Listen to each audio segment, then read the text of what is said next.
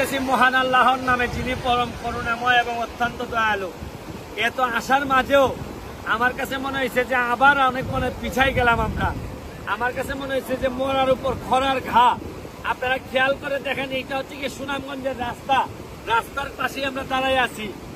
দাওয়াত ত্রাণ নিয়ে আসছিলাম, আইসা দেখি পুরা রাস্তা বন্ধ হয়ে গেছে। এখন আল্লাহ মাহবুদ জানে যে খাবার যদি পৌঁছাইতে না পারি সুনামগঞ্জে, এখন রাস্তাতে যাওয়ারও কোনো উপায় নাই। এটা যাওয়া বলে জায়গাটার নাম গোবিন্দগঞ্জ এবং সাতকের মধ্যখানে একটা জায়গা। এখন আমরা এখানে এসে পুরো ত্রাণ নিয়ে আটকাই আছি এবং আমাদের ত্রাণ আটকাইছে, অসুবিধা নাই, কিন্তু খাদ্য সামগ্রী যাওয়ার কোনো ব্যবস্থা নাই। একটা ট্রাক এইদিকে পড়ছে, আরেকটা ট্রাক এখানে পড়ার মতো অবস্থায় আছে, এরা আটকায় রাখছে। আপনারা এখন আমি চিন্তা করতেছি যে সরকারের সেরকম সহযোগিতা না হইলে এই রাস্তায় ক্লিয়ার করা যাবে না। পানির আওয়াজ যদি শুনেন মনে হয় সমুদ্রের মতো। দেখেন রাস্তার এখানে আর কিন্তু এই কি কিন্তু নাই। এই যে লোকজন যাচ্ছে দেখেন, এখন মেইন রোড রেখে আপনার এখন এই হাওর হয়ে গেছে, হচ্ছে কি নৌকায় হয়ে গেছে প্রধান রেঙ্গাসার না পর্যন্ত কোনোভাবেই এখন আর এই রাস্তা ক্লিয়ার করা যাবে না। এখন খাদ্য সামগ্রী পাঠানোর জন্য মেইন রোডটা এই সুনামগঞ্জের সাথে যদি রাস্তা আবার বন্ধ হয়ে যায় তাহলে আরো মারা যাবে।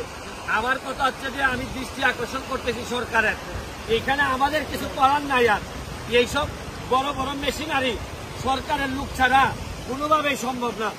দুঃখের বিষয় হচ্ছে গিয়ে রোডস এন্ড হাইওয়ে বলেন, এলজিডি বলেন, একটা লোক এই জায়গার মধ্যে নাই।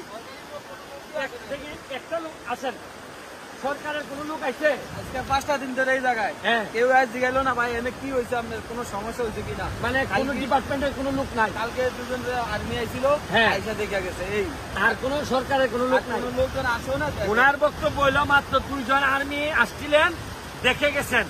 সরকারের নির্দিষ্ট ডিপার্টমেন্টের এলজিডি রোডস এন্ড হাইওয়ে তারা কিন্তু নাই।